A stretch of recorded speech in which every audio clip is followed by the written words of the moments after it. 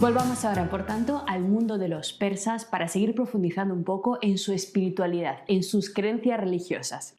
Así continúa diciéndonos Heródoto. Los persas ofrecieron sacrificios al sol, a la luna, a la tierra, al fuego, al agua y a los vientos. Este pequeño fragmento se refiere a un elemento muy interesante en la cultura persa. Se trata de una referencia a un conjunto de creencias que los especialistas consideran que podrían pertenecer al llamado culto iranio antiguo. Es decir, se trataría de los restos supervivientes del sustrato religioso común que se había dado en todo el Próximo Oriente en torno al segundo milenio antes de nuestra era. En este sentido, el fragmento sería la prueba de la supervivencia en la cultura persa aqueménida del siglo V de formas de espiritualidad extremadamente antiguas, de formas de espiritualidad relacionadas con las primeras manifestaciones religiosas del Oriente Fértil, prácticamente en los albores de la civilización humana.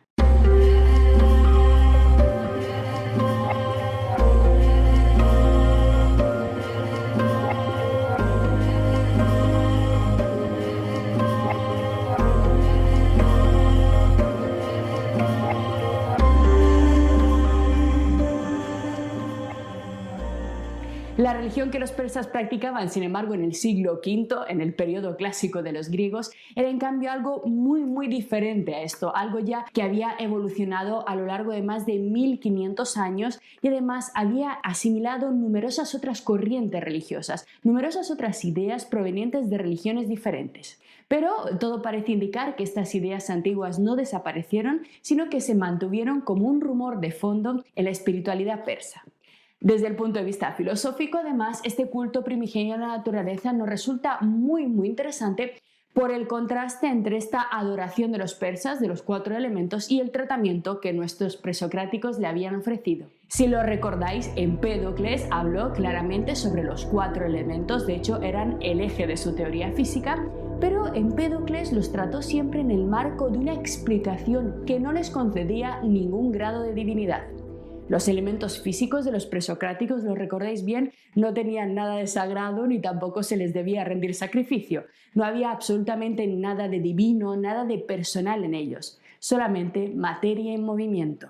La deificación de las fuerzas de la naturaleza presente en este sustrato iranio, era en este sentido algo ya bastante primitivo a los ojos de los filósofos e incluso resultaba una creencia anticuada para los griegos de a pie.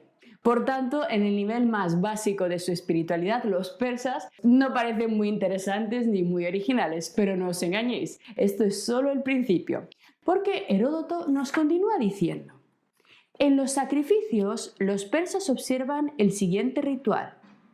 Cuando se disponen a ofrecer un sacrificio, no levantan altares ni encienden fuego. Tampoco se valen de libaciones, ni de flautas, cintas ni granos de cebada, como sí hacían los griegos. Cuando alguien quiere ofrecer un sacrificio a uno de sus dioses, conduce a la víctima a un lugar puro e invoca a la divinidad llevando en la cabeza una corona, generalmente de mirto.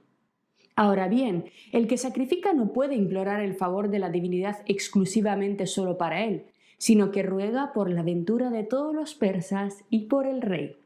Después de hervir la sangre, una vez descuartizada la víctima en trozos menudos, esparce por el suelo la hierba más tierna posible, generalmente trébol, y sobre ella coloca todos los trozos de la carne.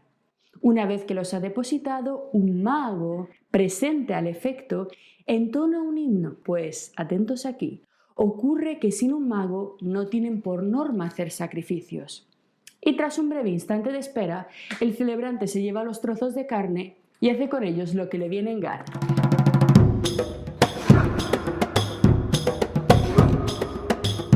Pero, ¿quiénes fueron estos misteriosos magos? Lamentablemente, nuestro conocimiento académico sobre ellos también es muy escaso, igual que nos ocurre con los persas, y no va más allá de unos pocos datos extraídos también de fuentes foráneas, de fuentes extranjeras. Las pocas pistas que tenemos nos indican que se trataba de una casta separada dentro de la sociedad persa. Es decir, de un estrato social al que solamente se podía acceder por nacimiento y por tanto un estrato social completamente inmóvil. Nadie podía entrar dentro de este estatus, nadie podía convertirse en un mago sacerdote. Esta casta, según nos revelan las fuentes, además tuvo un influjo enorme sobre la realeza persa. Y este peso sobre la política, sobre las decisiones políticas, se debió a la principal tarea por la que los magos caldeos fueron conocidos en la antigüedad. Atentos, la capacidad de interpretar los sueños y con ellos de vaticinar el futuro de los reyes.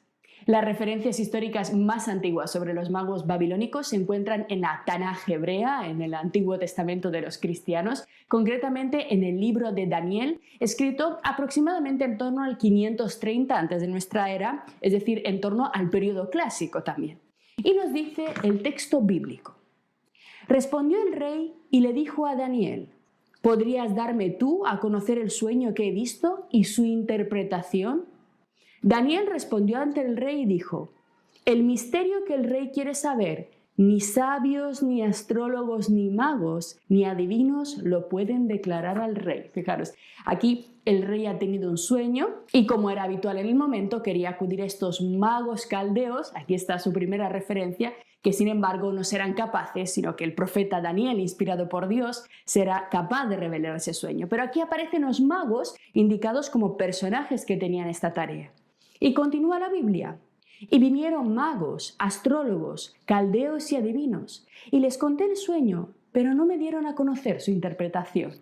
Fijaros, en los tres fragmentos bíblicos que acabamos de leer se describe la capacidad de interpretar el mundo de los sueños, de extraer vaticinios sobre el futuro como un saber superior que solo unos cuantos elegidos pueden alcanzar, que solo unos cuantos elegidos poseen, que ni siquiera el propio rey posee y que ellos lo tienen por mediación de la divinidad.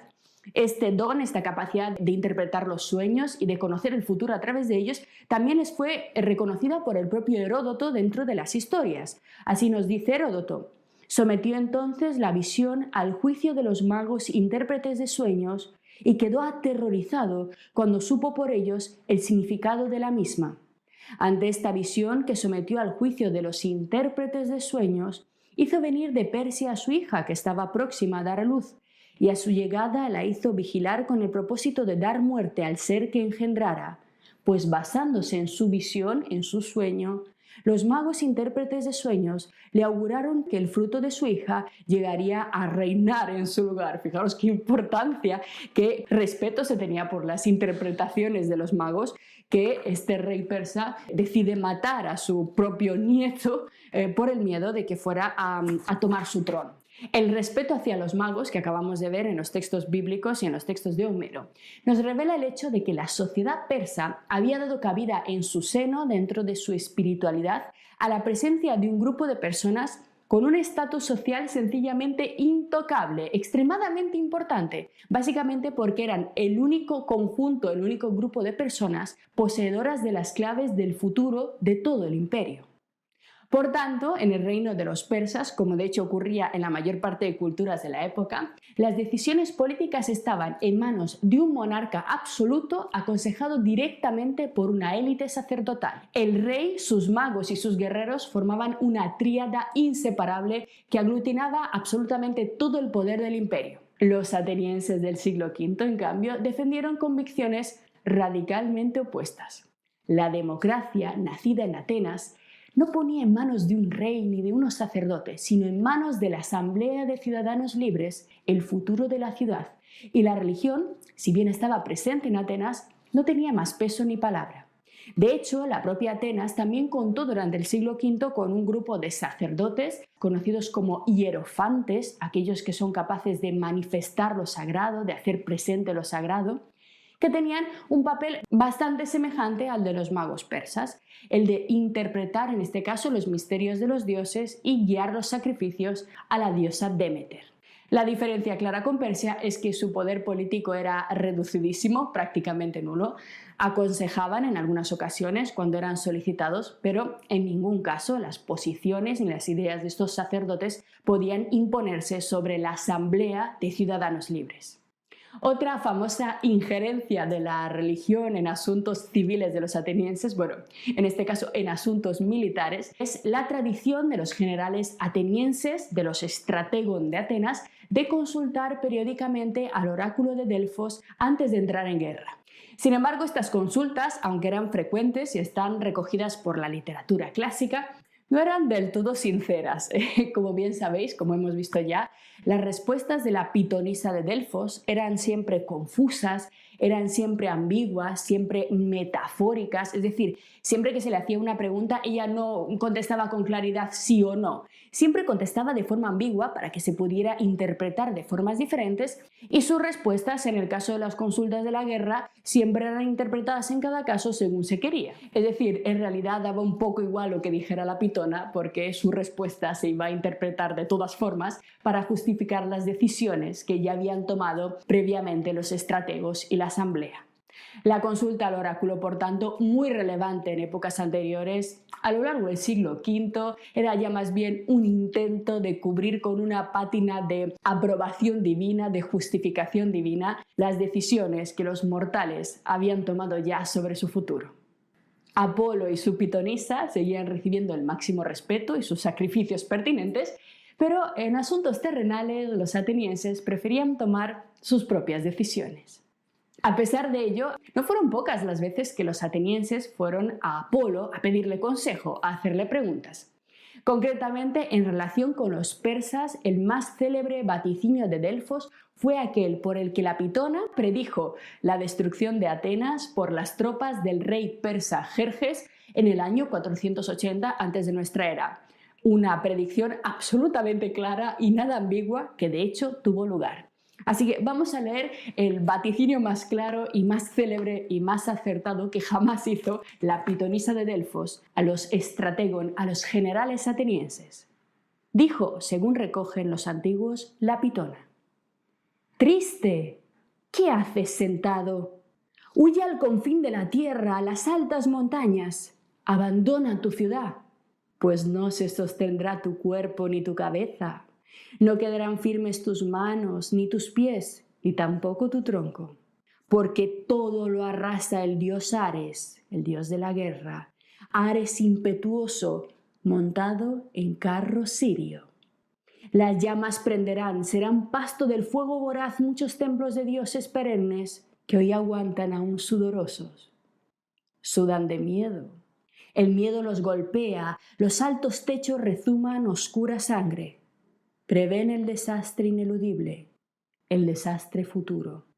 Sal ya del recinto y afronta con coraje los males».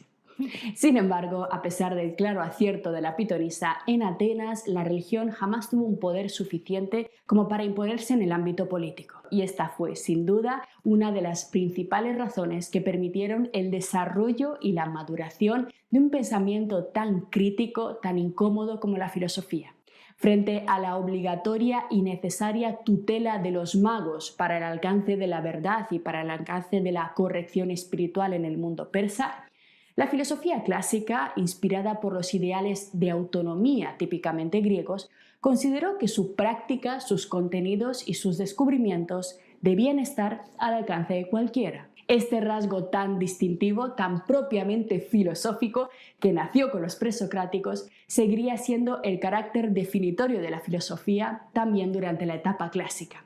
El conocimiento filosófico está para todo el que quiera buscarlo. No es sencillo, ¿vale? Eso es cierto. No se puede adquirir con un libro de 30 páginas o un vídeo de 5 minutos. Requiere mucho tiempo, mucha dedicación, mucho esfuerzo, mucha lectura, mucho trabajo, pero nada más. No hay que ser nadie demasiado especial. No hay castas en el ámbito de la filosofía, aunque muchos pretendan que las hayas. No. Solamente el deseo personal de aprender y nada más. Ninguno de los filósofos que protagonizaron el periodo clásico fueron hombres santos ni pertenecieron a ningún tipo de casta religiosa. Los sofistas eran viajeros que se ganaban la vida impartiendo clases y conferencias sobre retórica. Sócrates era un modesto ciudadano ateniense, hijo de un cantero. Platón pertenecía en cambio a una de las familias de comerciantes más ricas y políticamente más influyentes de Atenas, mientras que Aristóteles era un meteco, un extranjero macedonio, hijo de un médico. Ninguno de ellos perteneció a una clase sacerdotal, no se vinculó con ningún dios en especial, ni tuvo un lugar privilegiado dentro del esquema espiritual de la época. Y a pesar de ello, absolutamente todos pretendieron buscar la verdad, la corrección ética, el bienestar y la felicidad del ser humano. Simplemente esta pretensión fue canalizada por una nueva vía alejada de los viejos cánones en la que cada individuo estaba obligado a recorrer su propio camino hacia el saber. Lo que acabas de ver es solo un pequeño fragmento de nuestro curso. Si quieres disfrutarlo en su totalidad y descubrir muchos otros cursos, también de historia de la ciencia y de historia del arte, visita nuestra web anaminecam.com. Y recuerda, este proyecto solo es posible gracias a nuestro programa de microfinanciación. Si quieres apoyarnos, conviértete en uno de nuestros micromecenas en Patreon. Desde solo €1 al mes nos ayudarás activamente a seguir difundiendo la cultura. Gracias.